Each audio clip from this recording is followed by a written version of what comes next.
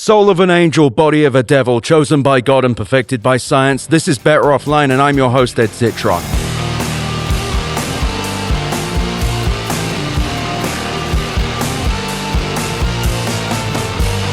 Better Offline. Now, we're working on my newsletter last week. I was chatting with my friend of the show, Casey Kagawa, about generative AI, and we kept coming back to one thought. Where's the money? Where is it? No, really, where is the money? Where is the money that this supposedly revolutionary, world-changing industry is making, and of course, will make in the future? And the answer's simple.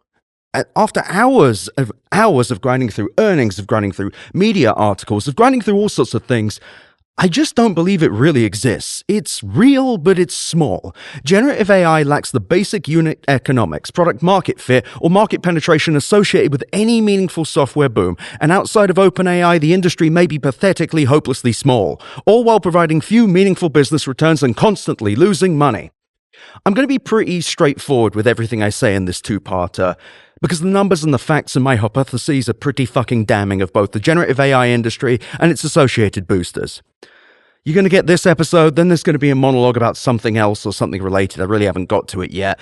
And then a second part, which I'm recording immediately after this one. A little behind the curtain there for you. Anyway, in reporting this analysis, I've done everything I can to try and push back against my own work, and I've sought evidence to counter the things that I've seen, like the revenue and the business models of these companies. Yet, in doing so, I've only become more convinced of the flimsiness of generative AI and the associated industry, and the likelihood of this bubble bursting in a way that kneecaps tech valuations for a prolonged period, or worse, hits the major stock market. Now, I really had originally written a far more jocular and outraged and pissy script, but while I was writing it, I realized I really had to be blunt, because what I'm describing is a systemic failure. Venture capital has propped up OpenAI and Anthropic, two companies that have burned a combined $10.5 billion in 2024, and that number is set to double or more in 2025. The tech media has allowed Sam Altman to twist them to validate completely fictional ideas as a means of propping up this unprofitable, environmentally destructive software company, and big tech has become so disconnected from reality that it is incapable of seeing how little actual returns there are in generative AI. And they're failing, by the way. As I'll walk you through in these episodes, the generative AI industry is very small, with the consumer market of the entire American generative AI industry outside of ChatGPT barely cracking 100 million monthly active users, which puts them below a lot of free-to-play games that you get on your iPhone. Hyperscalers have already spent hundreds of billions of dollars in capital expenditures for an AI industry that has the combined monthly active users of a free-to-play mobile game. I really must repeat myself. It's insane. But unlike most mobile games, generative AI doesn't really make any money. And for those of you wondering if selling access to AI models is the solution, it's important to know that OpenAI, the market leader in generative AI, made less than $1 billion on API calls in 2024. And that's when people plug their models in, for those of you who don't understand. So it's the difference between you load up the ChatGPT app or someone has an AI, a generative AI like ChatGPT plugged into it. Now, Microsoft pays OpenAI a revenue share of 20% on them selling OpenAI's models, so $200 million. So this means that Microsoft likely only makes $1 billion in revenue from API calls themselves. This is a pathetic amount of money and suggests there really isn't significant demand at all, or they're not charging enough. Neither of these are great. And honestly, I'm sick and tired of hearing people prop up this fucking industry. In these episodes, I will explain as calmly as possible how the generative AI industry barely exists outside of OpenAI. And honestly, in writing this, I've become completely disgusted at Silicon Valley at the waist. Why is nobody talking about the revenues? Why is nobody sharing real user numbers other than OpenAI? Well, I believe it's because there isn't that much money, and there certainly aren't that many users. Nobody is making a profit from this other than consultants, and that's because this is a hype-driven movement. What you see on TV and in the newspaper is not the advent of a revolutionary piece of technology. It's a cynical marketing campaign for one company, OpenAI. I need you to understand how precarious this all is. So much money has been wasted propping up an industry that only burns money that does not have mass market appeal. ChatGPT is not significant enough, or useful enough, or meaningful enough to justify spending $9 billion to lose $5 billion. And yes, those are the raw economics of OpenAI. Now you may say, well, Uber lost a lot of money, didn't it, Edward? Guess what? Uber lost about $6.2 billion in 1 year, and that was in 2020 when they couldn't run their bloody service. Uber is a very different company. I will gladly, if you email me, I will explain this to you, but Uber is not a comparison. There is no comparison to what OpenAI is doing, what Anthropic is doing. I sound crazed as ever, but you're going to understand why when I'm done. I am deeply worried about this industry, and I need you to know why. But in this first episode, I'm going to focus on one specific thing, and that's the capitalist delusion known as OpenAI, a company that encompasses almost all of the traffic, funding, and attention in generative AI. And I believe they die without a constant flow of venture capital and hyperscale welfare. And I actually don't know why I said I believe that. They will. They cannot survive without that money. But okay, let's take a second. Let's talk about OpenAI's unit economics. Putting aside the hype, the bluster, OpenAI, as with all generative AI model developers, loses money on every single prompt and output. Its products do not scale like traditional software, in that the more users it gets, the more expensive its services are to run, because its models are so compute intensive. For example, ChatGPT having 400 million weekly active users is not the same thing as a traditional app like Instagram or Facebook having that many users, or indeed Uber. The cost of serving a regular user of an app like Instagram is significantly smaller because these are effectively websites with connecting APIs, images, videos, and user interactions. These platforms aren't innately compute heavy, and so you don't need to have the same level of infrastructure to support the same amount of people. Conversely, generative AI requires expensive to buy and expensive to run and expensive to maintain graphics processing units, GPUs, both for inference and training the models themselves. These GPUs must be run at full tilt for both inference and training, which shortens their lifespan, while also consuming ungodly amounts of energy. And by the way, inference is just the thing that happens when you tell ChatGPT something. It infers the meaning of the prompt, and the training is what they do when they throw all the training data to make the model smart. Not really, though. And by the way, surrounding the GPU in there isn't like the GPUs just kind of hang out. There's the rest of a computer, which is usually highly spec'd and incredibly difficult to cool, and thus very, very expensive. These generative AI models also require endless amounts of training data, and supplies of that training data have been running out for a long time. While synthetic data might bridge some of the gap, there are likely diminishing returns due to the sheer amount of data necessary to make a large language model even larger, as much as more than 4 times the size of the internet. This is insane. There is not enough data, and it already kind of sucks, and it's not getting better. These companies also must spend hundreds of millions of dollars on salaries to attract and retain AI talent, as much as $1.5 billion a year in OpenAI's case, and that's before stock-based compensation. In 2016, Microsoft claimed that top AI talent could cost as much as an NFL quarterback to hire, and that sum has likely only increased since then given the generative AI frenzy and the fact they're overpaying quarterbacks. As an aside, one analyst told the Wall Street Journal that companies running generative AI models could, and I quote, be utilizing half their capital expenditures because all of these things could break down. That's really bad. These costs are not a burden on OpenAI or Anthropic, but they absolutely are on Microsoft, Google, and Amazon. This shit's crazy. Anyway, as a result of the costs of running these services, a free user of ChatGPT is a cost burden on OpenAI, as is every single free customer of Google's Gemini, Anthropic's Claude, Perplexity, or any other generative AI company. Said costs are also so severe that even paying customers lose these companies money. Even the most successful company in the business appears to have no way to stop burning capital, and as I'll explain, there's only really one real company in the industry, OpenAI. And OpenAI is not a real business. But let's start with a really, really important fact. If you forget everything I say, I want you to remember this.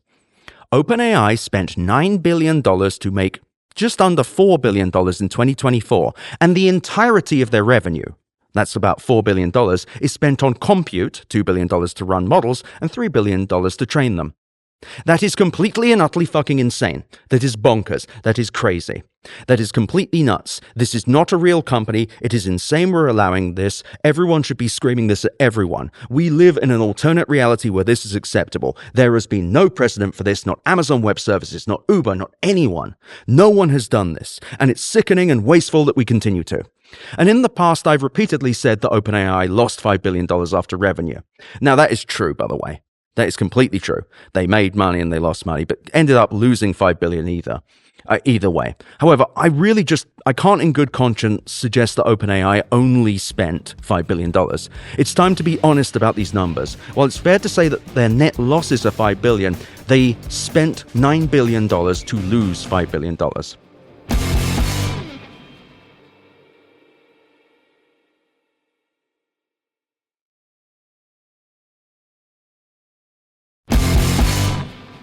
Let's really get down into the nitty-gritty of these numbers.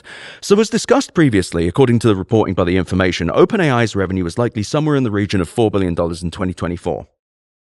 Their burn rate, according to The Information, was $5 billion after revenue in 2024, excluding stock-based compensation, which OpenAI, like other startups, uses as a means of compensation on top of cash.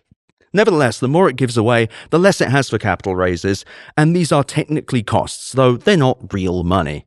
Unless there's a liquidity event, but you don't need to worry about that.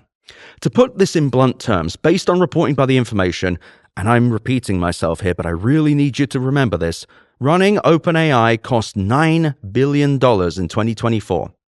The cost of the compute to train models alone, $3 billion, obliterates the entirety of their subscription revenue, which was about $3 billion, by the way. And the compute from running models, $2 billion, takes the rest and then some. They actually end up losing an extra billion on top of that. Sam Altman's net worth is $1 billion, by the way. Casey Kagawa has now used this as the Altman index, so it's like you've lost one Sam Altman.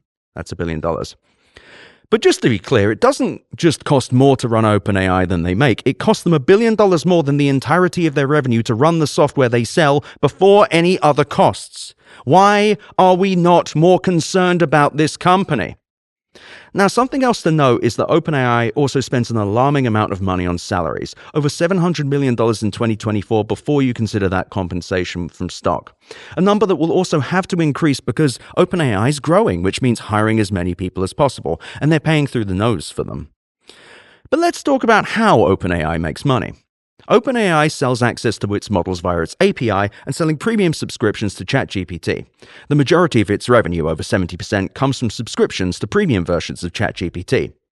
The Information also reported that OpenAI now has 15.5 million paying customers, though it's unclear what level of the service they're paying for, or how sticky these customers are, as in how likely they are to stick around, or the cost of acquiring these customers, or really any other metric to tell us how valuable these customers are to the bottom line. Nevertheless, OpenAI loses money on every single paying customer, just like its free users. Increasing paid subscribers to OpenAI's services somehow increases OpenAI's burn rate. This is not a real company. Now, the New York Times reports that OpenAI projects it will make $11.6 billion in 2025, and assuming that OpenAI burns at the same rate it did in 2024, spending $2.25 to make $1, OpenAI is on course to burn over $26 billion in 2025 for a loss of $14.4 billion. Who knows what their actual costs will be? Now, you've probably heard about SoftBank coming in. SoftBank's going to feed the money, and SoftBank said they're going to spend money on this, that, and the other. That round has not closed yet. Masayoshi Son, a complete fucking idiot who's lost $30-odd billion for SoftBank, the Japanese mega conglomerate, he's dedicating billions of dollars of revenue to buying OpenAI's services. Unless this is a straight-up trade where he's just sending money before the services come in, I don't know if it happens. And I'm going to get into things like agents later, but The Information reported that OpenAI expects to make $3 billion in revenue from agents. By the end of this episode, you're going to realize how fucking stupid that sounds. We'll get there later. It's also important to note that OpenAI's costs are partially subsidized by its relationship with Microsoft, which provides cloud compute credits for its Azure cloud service. Not super technical, it's just when they host people's software and files and such, and the compute to run these models.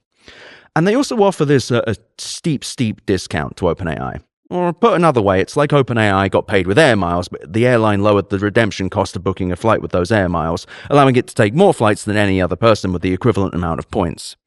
Until recently, OpenAI exclusively used Microsoft Azure services to train, host, and run its models, but recent changes to its deal means that OpenAI is now working with Oracle to build out further data centers to train, host, and run its models. It's unclear whether this partnership will work in the same way as the Microsoft deal, with OpenAI provided credits and discounts like before. If not, OpenAI's operating costs will only go up. Per previous reporting from The Information, OpenAI pays just over 25% of the cost of Azure's GPU compute as part of their deal with Microsoft. And that's about $1.30 per GPU per hour versus the regular Azure cost of $3.40 to $4 an hour. I know that this sounds really technical, but in very short, they're getting a sweet deal from Microsoft, and if anything happens to that, they're completely fucked. They're fucked anyway. They're burning billions of dollars. It's insane. But let's talk about user numbers, because OpenAI has quite a few. They recently announced that they have 400 million weekly active users. Now, weekly active users is a wanky number and a very strange one for a company like this. OpenAI may pretend to be a consumer company, but the majority of their revenue comes from monthly subscriptions, making them kind of a cloud software company. Classically, cloud software companies report monthly active users. That way you can, compare one number, which is the amount of active users you have, with the paid users you have, and then say, oh, that's a good business. That's a good business right there, man. Guess what? OpenAI isn't giving their monthly active users. Don't worry, I might have estimated it. When I asked OpenAI to define what a weekly active user was, it responded by pointing me to a tweet by Chief Operating Officer Brad Lightcap that said, ChatGPT recently crossed 400 million weekly active users. We feel very fortunate to serve 5% of the world every week. What a fucking liar. It's extremely questionable that OpenAI refuses to define this core metric, by the way, and without a definition, in my opinion, there is no way to assume anything other than OpenAI is actively gaming its numbers. Now, there's likely two reasons they focus on weekly active users. One, as described, these numbers are easy to game. You can choose any 7-day period. And also, the majority of OpenAI's revenue comes from paid subscriptions to ChatGPT. And that latter point is crucial because it suggests OpenAI is not doing anywhere near as well as it seems based on the very basic metrics used to measure the success of a software product. The Information reported on January 31st that OpenAI, like I mentioned, had 15.5 million monthly paying subscribers, and they added in this piece that this was less than a 5% conversion rate of OpenAI's weekly active users. A statement that's kind of like dividing the number 52 by the letter A. This is not an honest or reasonable way to evaluate the success of ChatGPT's still unprofitable software business, because the actual metric, like I mentioned, would have been to divide paying subscribers by monthly active users, or the other way around, I guess, a number that would be considerably higher than 400 million. And the reason they don't want you to do that, by the way, is because you would divide them and see that they have a piss poor conversion rate. Good conversion rate is way higher than 5%, by the way, and theirs is definitely lower. But don't worry, I'm a sneaky little shit, so I went and looked some stuff up and I talked to some people. Based on data from the market intelligence firm Sensor Tower, OpenAI's ChatGPT app on Android and iOS is estimated to have more than 339 million monthly active users. And based on traffic data from market intelligence company SimilarWeb, ChatGPT.com had 246 million unique monthly visitors, and these were in January 2025. There's likely some crossover with people using both the mobile and web interfaces, though how big that group is kind of hard to tell and remains uncertain. Though every single person that visits ChatGPT.com might not become a user, it's safe to assume that ChatGPT's monthly active users are somewhere in the region of 500 to 600 million. That's good, right? Its actual users are higher than officially claimed, right? That's good? No, it's bad. First of all, each user that uses ChatGPT for free is a drain on the company, whether they're free or not, honestly. But either way, their free ones definitely are. It would also suggest that the real conversion rate is somewhere in the neighborhood of 2.583% from free to paid users on ChatGPT, which is astonishingly bad. And it's a fact that's made worse by the fact that every single user, regardless of whether they pay or not, loses the money. Either way. And while it's quite common for Silicon Valley companies to play fast and loose with metrics, this particular one is, well, it's deeply concerning, and I hypothesize that OpenAI is choosing to go with weekly versus monthly active users in an intentional attempt to avoid people calculating the conversion rate of its subscription products. As I will continue to repeat, these subscription products lose the company money every single time. Now let's talk product strategy, shall we? Because I don't think OpenAI really has one. OpenAI makes most of its money from subscriptions, approximately $3 billion in 2024, and the rest on API access to its models, approximately $1 billion. As a result, OpenAI has chosen to monetize ChatGPT and its associated products in an all-you-can-eat software subscription model, or otherwise make money by other people productizing it. And just to be clear, in both of these scenarios, OpenAI loses money on every transaction.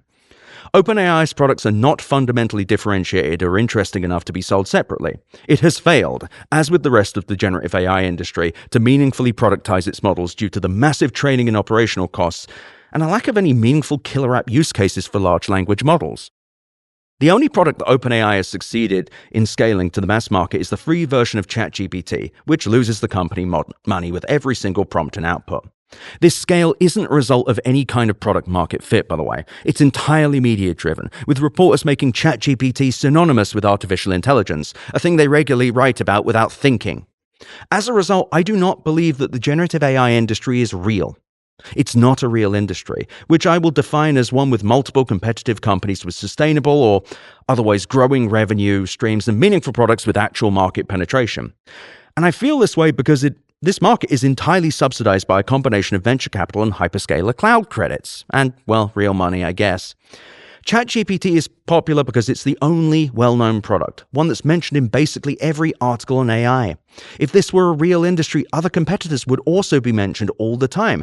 They would have similar scale, especially those run by hyperscalers. But as I'll get to later, data suggests that OpenAI is the only company with any significant user base in the entire generative AI industry, and it's still wildly unprofitable and unsustainable.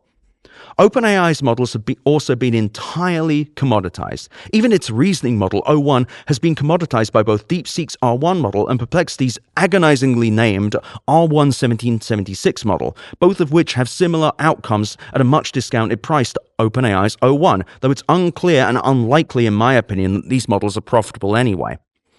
OpenAI as a company, well, they're just piss poor at product. It's been 2 years and ChatGPT mostly does the same thing, still costs more to run than it makes, and ultimately does the same thing as every other LLM chatbot from every other company. The fact that nobody has managed to make a mass market product by connecting OpenAI's models also suggests that the use cases just aren't there. Furthermore, the fact that API access is such a small part of its revenue suggests that the market for actually implementing large language models is relatively small. If the biggest player in the space only made $1 billion in selling access to its models unprofitably, and that amount is the minority of its revenue, there may not actually be a real industry here. And I must be clear, if there was user demand, this would be where it was in the APIs. It would be doing gangbusters because people wouldn't be able to help themselves. They'd just be all over this generative AI shit. But they're not.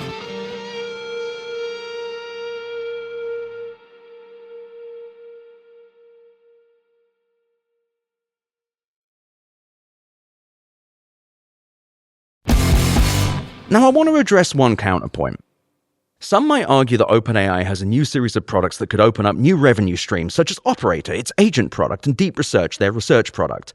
And I'm so fucking tired of hearing about agents. Whenever you hear someone say agent, really look at what they're saying, because they want you to think autonomous bit of software. What they're actually talking about is either a chatbot or, well, the dog shit that OpenAI and Anthropic have warmed up, which I'll get to shortly.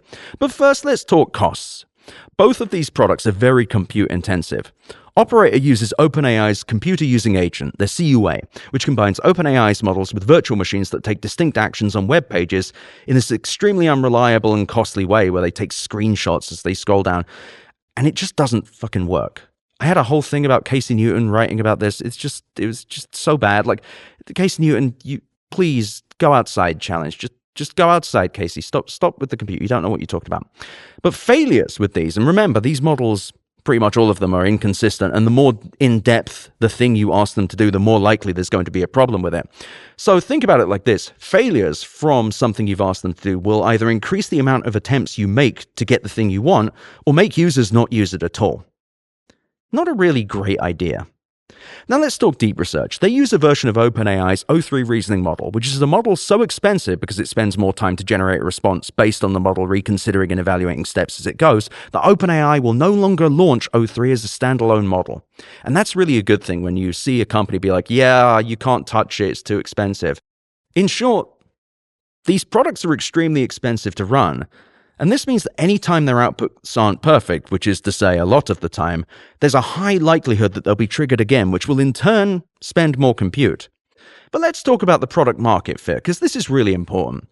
To use Operator or Deep Research currently requires you to pay $200 a month for OpenAI's ChatGPT Pro, a $200 a month subscription, which Sam Altman recently revealed still loses the money because people are using it more than expected, and that is a quote. Furthermore, even on ChatGPT Pro, deep research is currently limited to 100 queries per month, adding that it is very compute-intensive and slow. Though Altman has promised that ChatGPT Plus and free users will eventually get access to a few deep research queries a month, well, that's not good for their cash burn. That's actually bad for their cash burn. I'm not sure it's going to make them... I'm not really sure how that turns into money anywhere. But let's talk about Operator. Operator is this agent product where you're meant to be able to be like, hey, look, go and look something up for me. And it only works like 30% of the time. And it's just very bad. And as I covered in my newsletter a few weeks ago, this product, and it claims to control your computer and does not appear to be able to do so consistently, it's not even ready for the prime time. And I don't think it has a market. The way they're selling this is that you'll be able to make it do distinct tasks on the computer. But even Casey Newton in his article was like, yeah, it only works sometimes. And the things it works on are like searching TripAdvisor. Imagine this, if you will. What if, for the cost of boiling a lake and throwing an entire zoo into the lake and boiling the animals inside it, you could sometimes be able to search TripAdvisor in 2 minutes versus 5 seconds. The future's so cool. I love living in it. But let's talk about deep research for a second. It's already been commoditized. Perplexity AI and XAI have launched their own versions immediately, and deep research itself is not a good product. As I covered in my newsletter last week, the quality of the writing that you receive from deep research is really piss poor. And it's rivaled only by the appalling quality of its citations, which include forum posts and search engine optimized content instead of actual news sources. These reports are neither deep nor well researched and cost OpenAI a great deal of money to deliver. And just to give you a primer what deep research is meant to be, you're meant to be able to type something in and it does like a 3,000 word report. It's gobbledygook, it's nonsense, it's bullshit. If you should go and look up, go to my newsletter, wheresyoured.at. It's the piece before the ones that's going to come out when these episodes come out. I forget the name exactly. You need to go and look at how shit deep research is. It's incredible that this money-losing juggernaut piece of shit thinks that this is a real product, and it's insulting to the intelligence of readers that people like Casey Newton claimed it was good. But now we've established that both of these products are expensive, commoditized, and don't work very well, let's talk about how they make money. Or don't. Both Operator and Deep Research, like I told you, currently require you to pay $200 a month to a company that loses money all the time, that also loses money on the $200 a month. Neither product is sold on its own, and while they may drive revenue to the ChatGPT Pro product, as said before, said product loses OpenAI money. These products are also compute intensive and have questionable outputs, making each prompt very likely to create another follow-up prompt. And the problem is you're asking something that doesn't know anything, that probabilistically generates answers to research something. So as a result, the research isn't going to be any good. It's not like it's going to research it and go, hey, what would be a good source? It's going to say, what matches the patterns? What matches all the patterns that I've been trained on? That's fine. Who gives a shit? It's like having the world's worst intern, except the intern gets a concussion every 10 minutes. But in summary, both Operator and Deep Research are expensive products to maintain, are sold through an expensive $200 a month subscription that, like every other service provided by OpenAI, loses the company money, and due to the low quality of their outputs and actions, are likely to increase user engagement to try and get the desired output, incurring further costs for OpenAI. Well, like Ed, you say, Ed, you're just being a hater, right? Just being a hater. Things don't look great today, but this early days. It isn't early days, but still, Ed, it's early days. Things don't look great today. What about the future prospects for OpenAI? Things can't be that bad, can they? Yeah, they can. A week or two ago, Sam Altman announced the updated roadmap for GPT 4.5 and GPT 5. Now, these are their next generation models that they've been hyping up for the best part of a year. Except GPT 4.5 didn't exist before. It was always GPT 5. Now, GPT 4.5 will be OpenAI's last chain-of-thought model, referring to the core functionality of its reasoning models, where it checks the work as it goes, and it uses a model to ask another model whether the model's doing the right thing. Can they both hallucinate? Yes. GPT-5 will be, and I quote Sam Altman, a system that integrates a lot of OpenAI's technology, including O3. What the fuck are you talking about? Altman also vaguely suggests that paid subscribers will be able to run GPT-5 at a higher level of intelligence, which likely refers to being able to ask the models to spend more time computing an answer. He also suggests that GPT-5, and I quote, will incorporate voice, canvas, search, deep research, and more. Fucking Bed Bath & Beyond, motherfucker. Come on. My man, your company spent $9 billion to lose $5 billion. Why is anyone taking this seriously? This is ridiculous. But both of these statements, all of these statements, honestly, vary from vague to meaningless. But I hypothesize the following. GPT 4.5 will be an upgraded version of GPT 4o, OpenAI's foundation model you're probably using right now, and it's codenamed Orion. GPT 5, which used to be codenamed Orion, could literally be anything. But one thing that Altman mentioned in the tweet is that OpenAI's model offerings have got too complicated. They'd be doing away with the ability to pick what model you used, gussying this up, and he's claiming it's unified intelligence. This fucking guy. If I said this shit to a doctor, they'd institutionalize me. They'd say you sound like a lunatic. But anyway, as a result of doing away with the model picker, which is literally the thing you click and you choose GPT 4o or GPT 4o mini or like the O1 reasoning things, I think they're going to attempt to moderate costs by picking what model will work best for a prompt, a process it will automate. And if there's one thing I've noticed with OpenAI, they're not very good at automating anything. So I expect this to be bad. And I believe that Altman announcing these things is a very bad omen for OpenAI, because Orion has been in the works for more than 20 months and was meant to be released at the end of 2024, but it was delayed due to multiple training runs that resulted in, to quote the Wall Street Journal, software that fell short of the results researchers were hoping for. As an aside, the Wall Street Journal refers to Orion as GPT-5. This was from several months back, but based on the copy in Altman's comments, I believe Orion refers to a foundation model. OpenAI, which is one to replace the core GPT, one that powers ChatGPT. OpenAI now appears to be calling a hodgepodge of different mediocre models something called GPT-5. It's almost as if Altman's making this up as he goes along. Now, the journal further adds that as of December, Orion performed better than OpenAI's current offerings, but hadn't advanced enough to justify the enormous costs of keeping the new model running, with each 6-month-long training run, no matter how well it works, costing over $500 million. OpenAI also, like every generative AI company, is running out of high-quality training data, the data necessary to make its models smarter based on the benchmarks specifically made up to make LLMs seem smart. And I should note that being smarter means completing tests, not new functionality or new things that it can do. Sam Altman deputizing Orion from GPT-5 to GPT 4.5 suggests that OpenAI has hit a wall with making its new model, requiring him to lower expectations for a model OpenAI Japan President Tagao Nagasaki had suggested would, and I quote, aim for 100 times more computational volume than GPT-4, which some took to mean 100 times more powerful when it actually means it will take way more computation to train or run inference on it. I guess he was right. Now, if Sam Altman, who is a man who loves to lie, is trying to reduce expectations for a product, I think we should all be really, really worried. Now, large language models, which are trained by feeding them massive amounts of training data and then reinforcing their understanding through further training runs, are hitting the point of diminishing returns.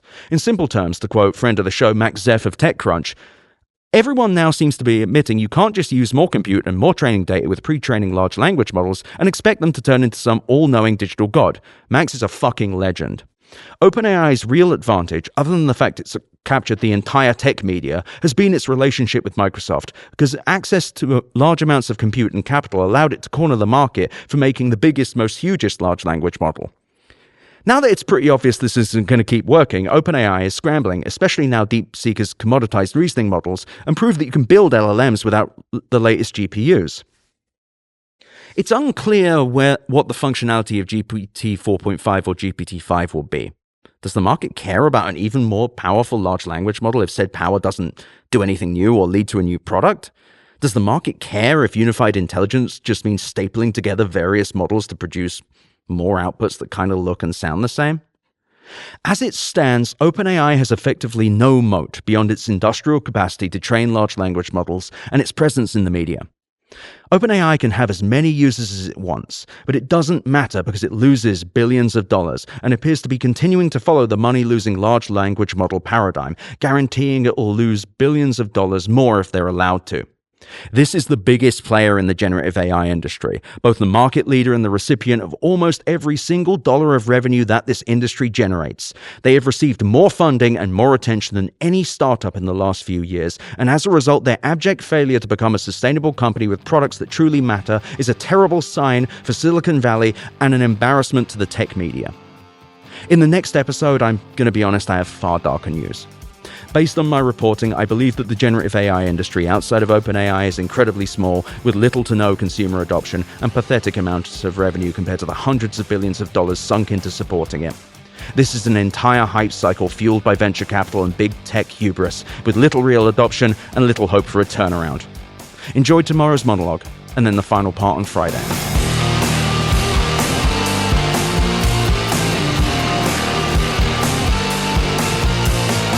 Thank you for listening to Better Offline.